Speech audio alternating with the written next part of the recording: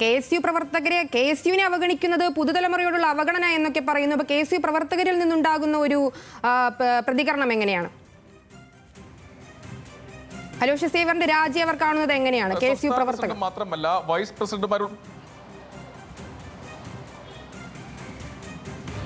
Aloysius മാത്രമല്ല ബാക്കിയുള്ള vice പ്രസിഡന്റുമാരും സ്ഥാനം രാജിവെക്കും എന്നാണ് അറിയാൻ കഴിയുന്നത്. അങ്ങനെയുള്ള കാര്യമാണ് അവർ പറയുന്നത്. അതിനുള്ള ആലോചനയിലാണ് അവർ ഉള്ളത്. എന്തായാലും കടുത്ത പ്രതിഷേധം ഇക്കാര്യത്തിൽ ഉണ്ട് എന്നാണ് അവർ പറയുന്നത്. ഈ 10 വർഷം ഈ കത്തിൽ പറയുന്നത് ഇങ്ങനെയാണ്: 10 വർഷം പാർട്ടിയുടെ മൂല്യങ്ങൾക്കും ജനാധിപത്യത്തിനും മതനിരപേക്ഷതയും വേണ്ടി അനവധി സമരങ്ങൾ നയിക്കാൻ അവസരം ലഭിച്ചു. കഴിഞ്ഞ 10 വർഷങ്ങളായി സംസ്ഥാന സർക്കാർ ജനവിരുദ്ധ നയങ്ങൾക്കെതിരെ തെരുവുകളിൽ പോരാടി. പോലീസ് അതിക്രമങ്ങൾ നേരിട്ട് ജയിലുകളിൽ കിടന്നത് KSU പ്രവർത്തകരാണ്. എന്നാൽ ഈ സമരങ്ങളുടെ ആത്മാവും ത്യാഗവും പരിഗണിക്കാതെ നിയമസഭാ തെരഞ്ഞെടുപ്പിൽ KSUവിന് അർഹമായ പ്രാധാന്യം നൽകാതിരുന്നതിൽ ഞാൻ അതീവ നിരാശയും പ്രതിഷേധവും രേഖപ്പെടുത്തുന്നു.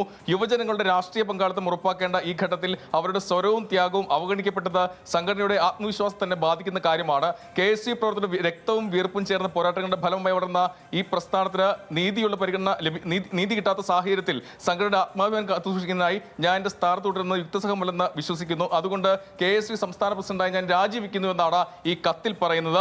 വലിയ പ്രതിഷേധത്തിലാണ് KSU ഉള്ളത്. അതിന്റെ അനന്തരഫലമായാണ് ഈ രാജി ഇപ്പോൾ വന്നിട്ടുള്ളത്. എന്തായാലും അർഹമായ പ്രാതിനിധ്യം ഉണ്ടാകില്ല, കിട്ടില്ല എന്ന് അറിഞ്ഞത് തൊട്ട് പിന്നാലെയാണ് ഇപ്പോൾ KSU സംസ്ഥാന പ്രസിഡന്റ് രാജിവെച്ചിട്ടുള്ളത്. നേരത്തെ 6 സീറ്റാണ്, തുടക്കത്തിൽ 6 സീറ്റ് അവർ ആവശ്യപ്പെട്ടിരുന്നു. സംസ്ഥാനത്തിന്റെ പലവിധ ഭാഗങ്ങളിലായി 6 സീറ്റ് ആവശ്യപ്പെട്ടിരുന്നു. കഴിഞ്ഞ തവണ 2 സീറ്റാണ്, കഴിഞ്ഞ നിയമസഭാ തെരഞ്ഞെടുപ്പിൽ 2 സീറ്റാണ് നൽകിയത്.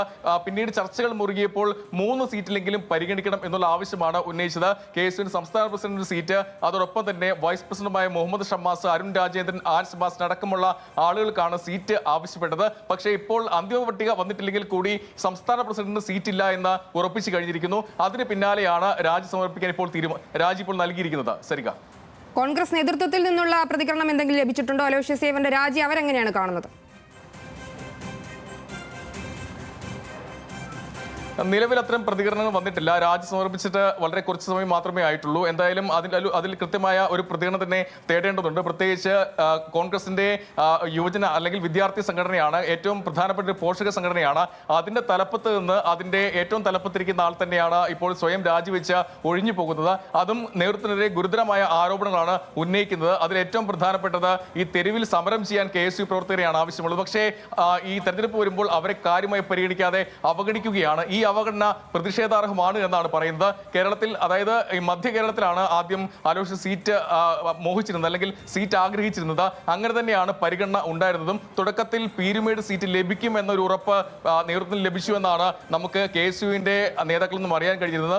അങ്ങനെ അവിടെ മത്സരിക്കാൻ ഇരിക്കുകയാണ് അവിടെ പ്രാദേശിക എതിർപ്പ് ഉയരുന്നത്. പീരുമേടിനെ കുറിച്ച് പറയുമ്പോൾ പീരുമേട് ഒരു തോട്ടം മേഖലയാണ്, അവിടെ അലോഷ്യസിനെ പരിഗണിക്കാൻ കഴിയില്ല എന്ന് അവിടുത്തെ തന്നെ നേതാക്കൾ ജില്ലാ നേതൃത്വത്തെ അറിയിച്ചു. അത് പിന്നീട് അലോഷ്യസിനെ അറിയിക്കുകയായിരുന്നു. പിന്നീടാണ് പൂഞ്ഞാർ സീറ്റിലേക്ക് വരുന്നത്. പൂഞ്ഞാർ സീറ്റ് കോൺഗ്രസ് മത്സരിക്കുന്ന സീറ്റാണ്. കഴിഞ്ഞ തവണ ടോമി കല്യാണിയൊക്കെ മത്സരിച്ച സീറ്റാണ് അവിടം. അതോടൊപ്പം തന്നെ കേരള കോൺഗ്രസ് ആണ് അവിടെയുള്ളത്. ഇത്തവണ അവിടെ പൂഞ്ഞാറിൽ PC ജോർജ് BJPക്കായി മത്സരിക്കുന്നു. അങ്ങനെയെങ്കിലും ഒരു ത്രികോണ മത്സരം, ആ രീതിയിലുള്ള മത്സരം അവിടെ ഉണ്ടായി ജയിച്ചു വരാനുള്ള ഒരു സാഹചര്യമുണ്ടെന്ന് KSU കരുതിയിരുന്നു. ആ സീറ്റിലേക്കാണ് ഏറ്റവും കൂടുതൽ, അതായത് ഈ തർക്കങ്ങൾ വരുന്നതിന് മുമ്പ്, ഈ പോസ്റ്റർ യുദ്ധം വരുന്നതിന് മുമ്പ് അവിടെയാണ് ആഗ്രഹിച്ചിരുന്നത്. പിന്നാലെ അവിടെ പ്രചാരണത്തിലേക്ക് പോകാൻ അലോഷ്യസ് ആഗ്രഹിക്കുകയും ചെയ്തു. തുടർന്ന് പിന്നാലെയാണ് കഴിഞ്ഞ ദിവസം അവിടെ ചില പോസ്റ്ററുകൾ പ്രത്യക്ഷപ്പെടുന്നത്. കെട്ടിയിറക്കിയ സ്ഥാനാർത്ഥിയെ അവിടേക്ക് വേണ്ട എന്നുള്ളതാണ് ആ പോസ്റ്ററിൽ കൃത്യമായി എഴുതിയിരുന്നത്. പിന്നീട് പ്രാദേശികമായി വലിയ എതിർപ്പ് വരികയും ചെയ്തു.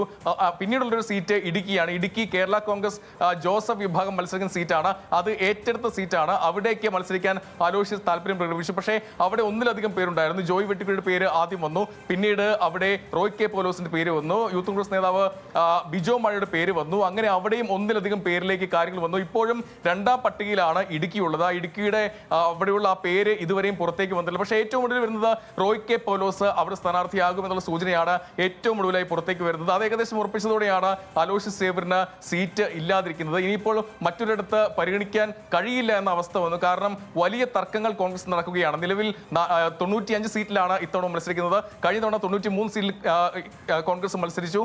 അതിൽ ഇത്തവണ 2 സീറ്റ് കേരള കോൺഗ്രസ് ജോസഫ് വിഭാഗത്തിൽ നിന്ന് ഏറ്റെടുക്കുകയും ചെയ്തു. ഏറ്റെടുത്ത 2 സീറ്റ് ഒന്ന് ഏറ്റുമാനൂരും ഒന്ന് ഇടുക്കിയുമാണ്. അങ്ങനെ 95 സീറ്റിലാണ് മത്സരിക്കുന്നത്. അതിൽ 55 സീറ്റുകളിലെ സ്ഥാനാർത്ഥികളെ മാത്രമാണ് പ്രഖ്യാപിക്കാൻ സാധിച്ചത്. ഇനിയും 40 സീറ്റിലെ സ്ഥാനാർത്ഥികളെ പ്രഖ്യാപിക്കാനുണ്ട്. മുസ്ലിം ലീഗ് അവരുടെ സ്ഥാനാർത്ഥികളെ പ്രഖ്യാപിച്ചു, RSP പ്രഖ്യാപിച്ചു, അതോടൊപ്പം കേരള കോൺഗ്രസ് ജോസഫ് വിഭാഗം പ്രഖ്യാപിച്ചു. അങ്ങനെ ഘടകകക്ഷികളെല്ലാം പൂർണ്ണമായി തന്നെ പ്രഖ്യാപിച്ചു. അതിനിടയിലാണ് ഇപ്പോൾ 40 സീറ്റ് പ്രഖ്യാപിക്കാനുള്ളത്. പക്ഷേ ആ 40 സീറ്റിൽ ഒരിടത്ത് പോലും അലോഷ്യസ് സേവ്യറിനെ പരിഗണിക്കാൻ കഴിയില്ല എന്നുള്ള നിലപാടാണ് സ്വീകരിച്ചത്. പ്രത്യേകിച്ച് പ്രാദേശികമായി ഈ 40 സീറ്റിലും വലിയ തർക്കമുണ്ട്. അതായത് ഒന്നിലധികം പേരുകൾ ഒറ്റ പേരിലേക്ക് ചുരുക്കാൻ കഴിയാത്ത വിധം തർക്കമുണ്ടായിരുന്നു. പിന്നാലെയാണ് 40 സീറ്റ് ഒഴിച്ച് ബാക്കിയുള്ള 55 സീറ്റിന്റെ അവിടെയുള്ള സ്ഥാനാർത്ഥികളെ പ്രഖ്യാപിക്കുകയും ചെയ്തത്. നിലവിൽ എന്തായാലും അലോഷ്യസിന് ഇടുക്കിയോ പൂഞ്ഞാറോ നൽകാൻ കഴിയില്ല എന്ന നേതൃത്വം അറിയിച്ചു, അല്ലെങ്കിൽ പട്ടികയിൽ ആ പേരില്ല എന്ന അലോഷ്യസിനെ അറിയിച്ചു. അതിന് പിന്നാലെയാണ് ഈ കടുത്ത തീരുമാനത്തിലേക്ക് KSU കടന്നത്. പ്രത്യേകിച്ച് തുടക്കത്തിൽ തന്നെ അവർ പ്രതീക്ഷിച്ചിരുന്നത് സംസ്ഥാന പ്രസിഡന്റെങ്കിലും മത്സരിക്കാനുള്ള ഒരു സീറ്റ് ലഭിക്കും എന്നായിരുന്നു അവരുടെ ഏറ്റവും ഒടുവിലത്തെ പ്രതീക്ഷ. അതിന് കാരണമായി പറയുന്നത് KSU കഴിഞ്ഞ 10 വർഷമായി ആക്റ്റീവായി പണിയെടുക്കുന്ന ഒരു പോഷക സംഘടനയാണ്. അവർ കൃത്യമായി തെരുവിലുണ്ട്, സമരം ചെയ്യുന്നു, ജയിലിൽ പോകുന്നു. ആ രീതിയിൽ കൃത്യമായി എടുത്തു പറഞ്ഞാൽ ഈ മുഖ്യമന്ത്രിയുടെ നേരത്തെ നടത്തിയ യാത്രയിൽ ആലപ്പുഴയിലും അവിടുത്തെ ജില്ലാ പ്രസിഡന്റായിരുന്ന AD തോമസിന്റെ തലയ്ക്കാണ് ഈ മുഖ്യമന്ത്രിയുടെ ഒപ്പം ഉണ്ടായിരുന്ന കമാൻഡോസ് അവര് തലയ്ക്കാണ് മർദ്ദിച്ചത്. വലിയ പരിക്ക് AD തോമസിനുണ്ടായിരുന്നു. അതോടൊപ്പം തന്നെ AD തോമസ് കുറെ അധികം ദിവസം ആശുപത്രിയിൽ കിടക്കേണ്ടി വന്നു. അങ്ങനെ പലവിധ സമരങ്ങളിൽ മുന്നിൽ നിന്ന് നയിച്ചത് KSU പ്രവർത്തകരാണ്. സർക്കാരിനെതിരെ വലിയ വലിയ സമരങ്ങൾ സംഘടിപ്പിച്ചു, ജയിലിൽ പോയി. ആ ഘട്ടത്തിൽ നിൽക്കെ KSUവിന് അർഹമായ ഒരു പ്രാതിനിധ്യം തീർച്ചയായും അർഹിച്ചതാണ്. പക്ഷേ അവിടെ അവഗണിക്കപ്പെട്ടു, പരിഗണിച്ചില്ല. വലിയ പരിഭവം അവർക്ക് ഇക്കാര്യത്തിലുണ്ട്. അതുകൊണ്ട് ഈ രീതിയിൽ മുന്നോട്ട് പോകാൻ കഴിയില്ല. അങ്ങനെയെങ്കിൽ ഇത് സംഘടനയുടെ ആത്മാഭിമാനത്തെ ചോദ്യം ചെയ്യുന്ന ഒരു കാര്യമാണ്. അതിൽ താൻ ആ തലപ്പത്ത് അതുകൊണ്ട് തുടരാൻ താൻ ആഗ്രഹിക്കുന്നില്ല. അതുകൊണ്ട് രാജിവെച്ച് ഒഴിയുന്നു എന്നാണ് അലോഷ്യസ് സേവ്യർ പറയുന്നത്. എന്തായാലും ഈ കടുത്ത തീരുമാനം നേതൃത്വത്തെ അറിയിക്കുകയും ചെയ്തു. ഇനി പ്രതികരിക്കേണ്ടത് കോൺഗ്രസ് നേതൃത്വമാണ്. പക്ഷേ അവിടെ ഒരു പ്രശ്നമുള്ളത്, കോൺഗ്രസിൽ അവരുടെ പ്രശ്നങ്ങൾ തീർക്കാൻ വലിയ പ്രശ്നമാണ്. അവരുടെ പ്രശ്നങ്ങൾ പോലും ഇതുവരെയും തീർന്നിട്ടില്ല.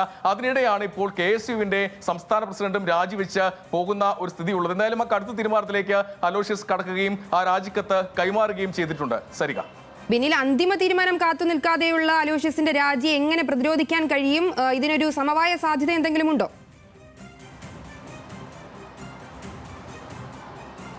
ഈ ഘട്ടത്തിൽ ഒരു സമവായ സാധ്യത ഇല്ല എന്നാണ് മനസ്സിലാക്കുന്നത്. കാരണം രണ്ടാമത്തെ പട്ടിക, അതായത് 40 പേരടങ്ങിയ പട്ടിക ഹൈക്കമാൻഡിന് കൈമാറിയിട്ടുണ്ട്. അത് ഏകദേശം അംഗീകരിച്ച സ്ഥിതിയാണുള്ളത്. പ്രത്യേകിച്ച് സംസ്ഥാനത്തെ നേതാക്കൾ എല്ലാവരും തന്നെ ഡൽഹിയിൽ നിന്ന് തിരിച്ച് സംസ്ഥാനത്തേക്ക് പോന്നു കഴിഞ്ഞു. കാരണം അവരെല്ലാവരും മത്സരിക്കുന്നുണ്ട്. VD സതീശൻ പറവൂരിലേക്ക് ഇന്ന് രാവിലെ എത്തി. ഇന്ന് പറവൂർ മണ്ഡലത്തിൽ സജീവമായിട്ടുണ്ട്.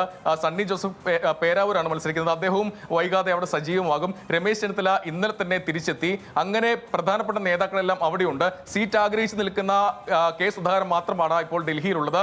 അത്തരം ചർച്ചകൾക്കുള്ള സാധ്യതയെല്ലാം മങ്ങിയിട്ടുണ്ട്.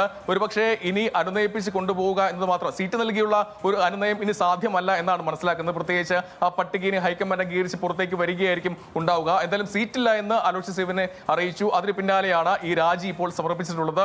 നിലവിൽ എന്തായാലും അനുനയ നീക്കം മാത്രമാണ്. അതായത് ഈ രാജി മാറ്റിവെച്ച്, അല്ലെങ്കിൽ രാജി സ്വീകരിക്കാതെ അനുനയിപ്പിച്ച് മുന്നോട്ട് കൊണ്ടുപോവുക, മറ്റേതെങ്കിലും രീതിയിൽ അവരെ പരിഗണിക്കുക, ആ രീതിയിലുള്ള ഒരു അനുനയ നീക്കത്തിന് മാത്രമാണ് ഇനി സാധ്യതയുള്ളത്. സീറ്റ്